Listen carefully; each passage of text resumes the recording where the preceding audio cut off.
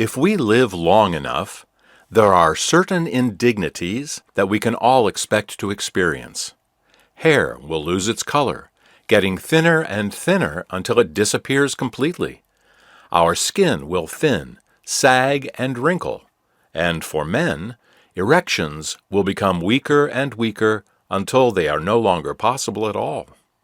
Scientists tell us that all four of these indignities of aging are caused by increasing levels of free radicals in our bodies.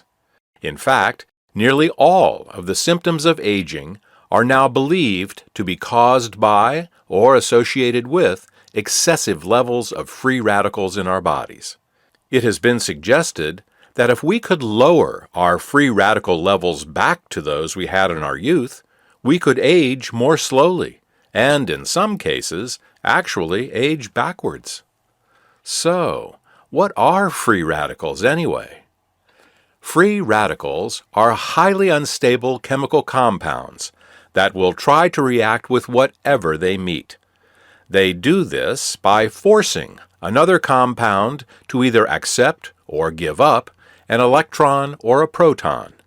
We've learned to use free radical reactions to manufacture useful items like plastics, glues, and bleach. Unfortunately, free radicals can cause the same kinds of reactions inside our bodies that they do in the laboratory. When our skin becomes brittle like plastic, that is a free radical reaction. When our arteries become glued up with plaque, that is a free radical reaction.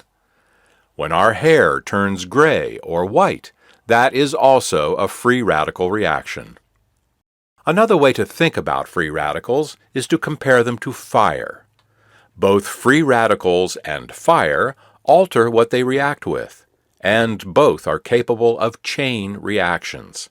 What do I mean by a chain reaction? Even though you might only light a single match, if you don't have a fire extinguisher on hand, that one match could result in your whole house burning to the ground. In the same way, even though you might only start with a little free radical activity, it also can cause a chain reaction. But in this case, we are the house on fire. This is because once a free radical reacts with some tissue in our body, the part it reacted with is now a free radical itself that can, in turn, react with something else. This free radical fire, this chain reaction, won't take place in a matter of hours, like a house burning down. Inside of you, it takes decades. But it is the same thing, it just happens in slow motion. So in keeping with this fire analogy, if we want to stop and possibly reverse the aging process, we need to do three things. First, we need to light fewer fires, that is, make less free radicals in the first place. Second, we need some kind of biological fire extinguisher for the fires we do end up lighting. Finally, we need a way to repair the damage that these free radical fires caused in our bodies. All right, let's get to it. Let's learn how to deal with free radicals and the aging they cause. The three main free radicals in the body are superoxide, hydrogen peroxide, and hydroxyl radicals. If we go back to the fire analogy, superoxide radicals are like sparks. They aren't too damaging themselves, but they can start fires that get out of control. Hydrogen peroxide radicals are like burning matches. Now, some damage is being done, but the repair work is still manageable. The last free radical, the hydroxyl radical, is like a blowtorch. This is the one that can burn the whole house to the ground. Hydroxyl radicals are real trouble. Let's begin with the superoxide radical, the most common and least dangerous of the three. A superoxide radical is simply an oxygen molecule with an extra electron on it. It gets formed in 4 different ways. First, certain metals called transition metals can turn normal oxygen, like what we breathe, into superoxide radicals. These include toxic metals like mercury, nickel, and cadmium, as well as metals we need in our diet like iron, zinc, copper, and manganese, which can be toxic if we have too much of them. These transition metals do not get used up in the process of making superoxide radicals. They are what are called catalysts. This means that as long as they are in our bodies, superoxide radicals are going to be created. One of the most effective ways to remove excess and toxic metals from the body is through a process called chelation. To this end, we make a product called metacardium that supports the body in getting rid of toxic and excess transition metals. We talk about metacardium in another audio presentation, where we go into depth on all the problems toxic metals can cause. So, if you want to know more about metal detoxification, then consider listening to that audio. Now, the second way that superoxide radicals are created is by our own white blood cells. It turns out that when a white blood cell wants to kill a microbe, it creates a superoxide radical to kill it. This is done by an enzyme called NADPH in the white blood cell membrane. What this means is that as long as we have chronic infections in our bodies, we have a second source of superoxide radicals. Many of us have chronic, low-grade infections of our mucous membranes without knowing it. These infections, called biofilm infections, can show up in our sinuses, teeth, intestines, lungs, and urogenital tracts. When these biofilm infections are present, our immune system keeps making superoxide radicals to try to get rid of them. But biofilm infections are very difficult to eradicate. These unresolved infections, and our body's response to them, constitute yet another source of free radical production. To support the body in dealing with chronic biofilm infections, we make a product called Elagica. If you are interested in learning more about biofilms and how to deal with them, consider listening to Part 2 of our Elagica audio presentation as well. The third cause of superoxide radicals is ultraviolet exposure. So, if you are going to go outside on a very sunny day, perhaps wearing a hat is in order. Now, the last cause of superoxide formation we can't avoid, because it is caused just by being alive. The simple act of eating, breathing, and moving creates superoxide radicals. This is because every cell in our body uses oxygen to create energy, but occasionally the machinery inside of a cell misfires and makes a superoxide radical. When we are young, this only happens about 1/100th of 1%, or 1 out of 10,000 times. But as we age, that number approaches 2%. Now, 2% may not seem like a lot, but consider that a single muscle cell recycles 10 million ATP molecules per second. At 2%, that means a single muscle cell of an older person can generate 200,000 superoxide radicals every second. Now, muscle cells can be pretty active, so let's say that the average cell is only 1/10 as active as a muscle cell. Since we have about 40 trillion cells in our bodies, this means that an older person will make some 800 quadrillion superoxide radicals per second. Visualize an 8 with 17 zeros after it. That's a big number. So, what do high levels of superoxide radicals do in the body? First, they react with skin, causing wrinkles. This is done through a process called cross-linking.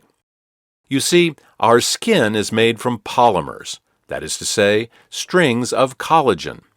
When superoxide radicals react with the collagen strings in our skin, they knock off hydrogen atoms from the strings. The places where the hydrogen atoms get knocked off become sticky. If one sticky spot meets another sticky spot, they stick together. This is what causes wrinkles. Superoxide makes our skin stick together internally. This is the glue effect we mentioned earlier. A second problem with superoxide radicals is that they destroy nitric oxide, the compound required for hair growth and, by the way, erections. Nitric oxide is a very fragile molecule that only lasts for a few seconds in the body before it gets broken down. So, if we want youthful erections and hair, it's important not to lose the nitric oxide we make. Now, a lot of men in their 40s will say they have no erection problems. But if you ask them if they get erections as fast as when they were teenagers, they will have to admit that they do not. This is partially due to increasing levels of superoxide radicals decreasing a man's nitric oxide levels. You see, when a man gets an erection, it is due to the production of nitric oxide in the blood vessels and nerves of his penis. When nitric oxide relaxes the smooth muscles of the penis, they fill with blood, causing an erection. In fact, this is precisely how the drug Viagra works. Viagra was originally designed to increase nitric oxide levels in the heart to help with heart disease. But when the men who took it started reporting erections, sometimes lasting for hours, doctors began to prescribe it for erectile dysfunction. So, a higher level of superoxides means a lower level of nitric oxide. As our nitric oxide levels decrease, it becomes more and more difficult to achieve an erection. In addition to being required for erections, nitric oxide is also responsible for stimulating hair growth in both men and women. As nitric oxide levels decrease, hair becomes thinner and thinner until, if we live long enough, it will disappear completely. As if this weren't bad enough, not only do superoxide radicals decrease our valuable nitric oxide levels, leading to erectile dysfunction and hair loss, the nitric oxide that the superoxide radicals react with turns into the powerful toxin and free radical peroxynitrite in the process.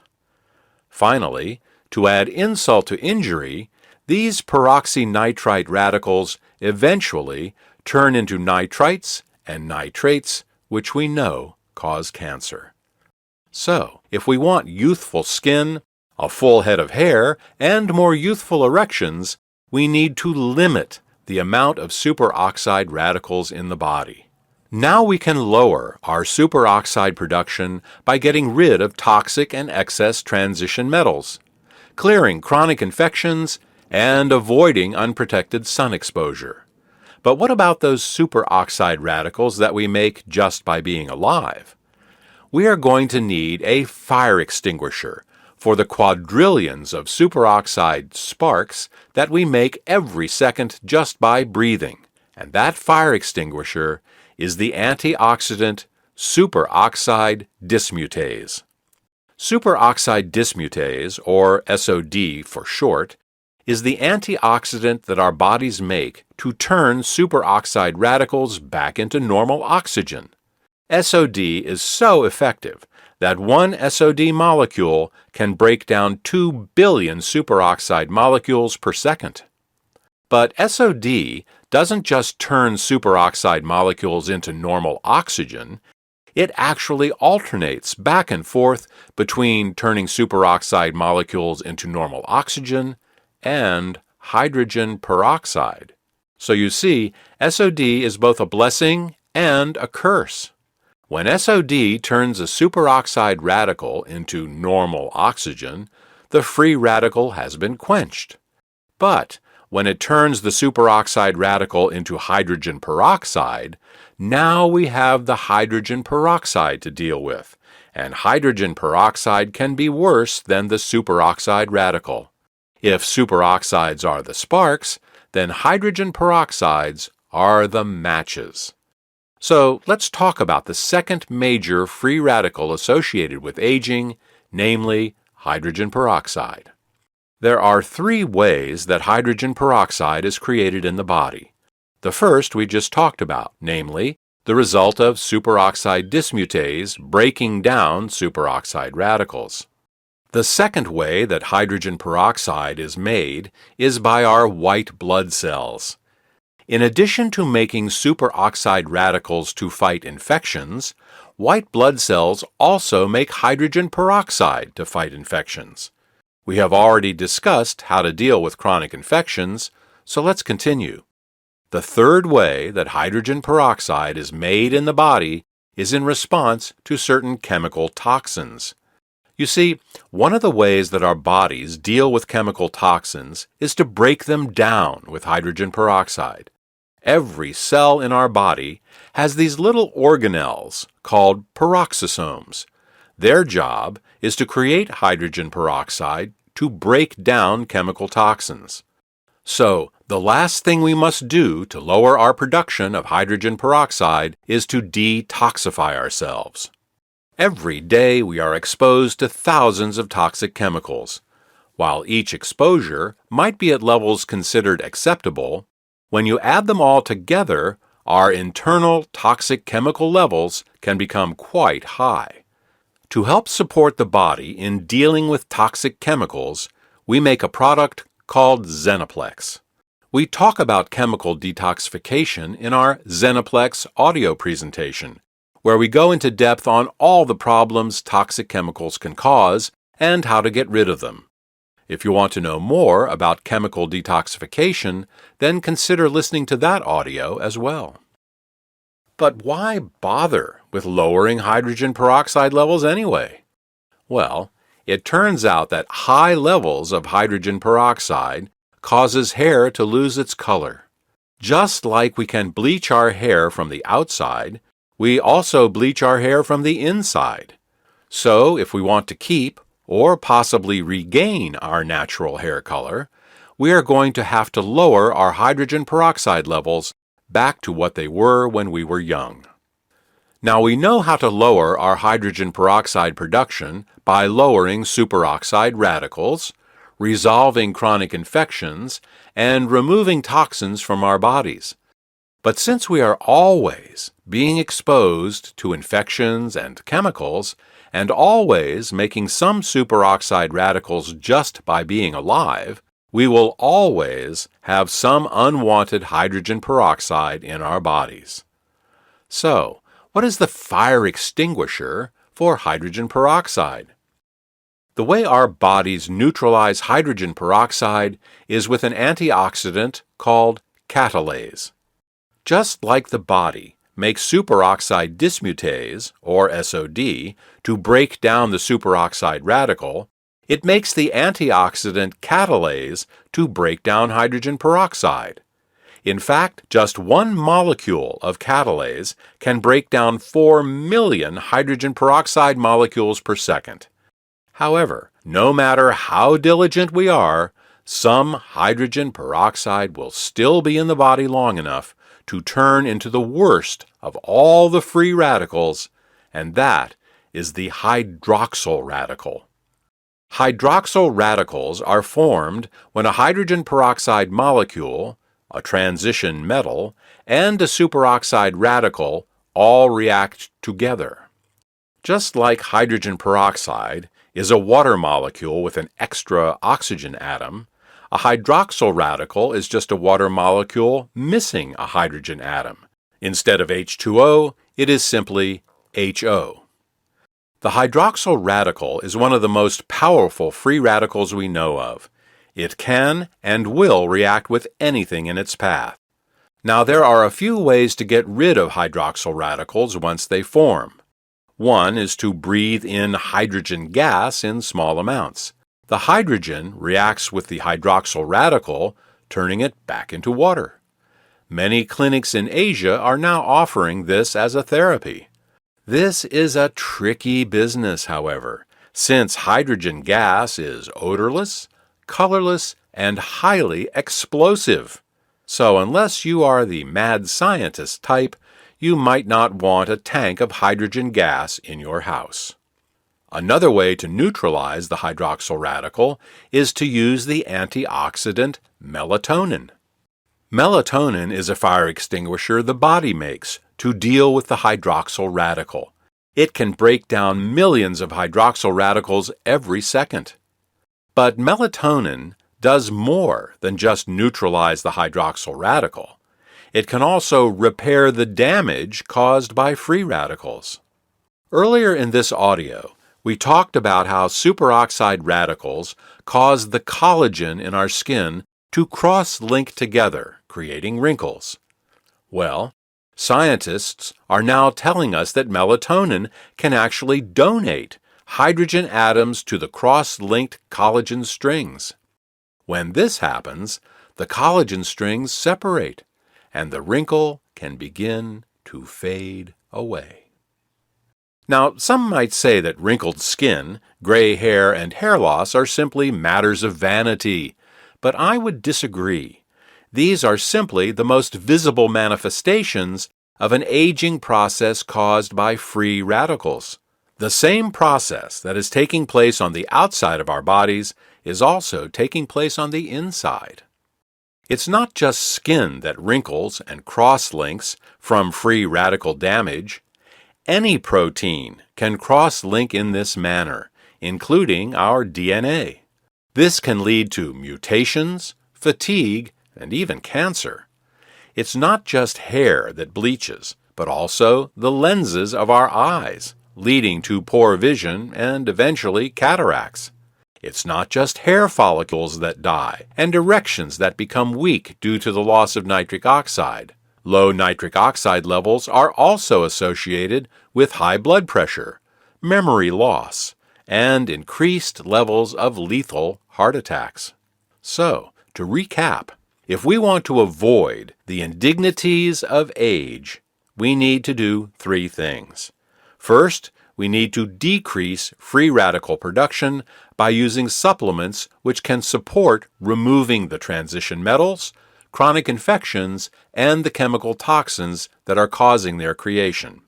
Second, we will need to increase our levels of the antioxidants SOD, catalase, and melatonin to neutralize those free radicals we do make. Finally, we will want to increase our melatonin levels not just to deal with hydroxyl radicals, but also to support the body in repairing the damage that free radicals can cause. So, why haven't we heard about all of this before? Manufacturers have tried making pills with superoxide dismutase and catalase in them, but these antioxidants do not survive the digestive process. Swallowing a pill will not help. This leaves us with two other delivery options. The first is intravenous injections, and indeed, many anti-aging clinics provide intravenous injections of antioxidants for their clients. Unfortunately, IV therapy is expensive, invasive, and time-consuming. There is, however, another way to get these antioxidants into the body that doesn't require needles and a visit to a doctor's office. Deliver them by suppository. By bypassing the upper digestive system, ingredients in a suppository are not destroyed by stomach acids. They may be absorbed by the colon intact and fully functional.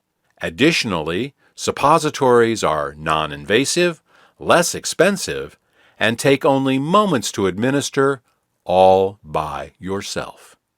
So, there it is, why we age and what we can do about it. If you are interested in finding out what lower levels of free radicals can do for you, ask the health care practitioner who gave you this audio about trying Rejuvelon suppositories.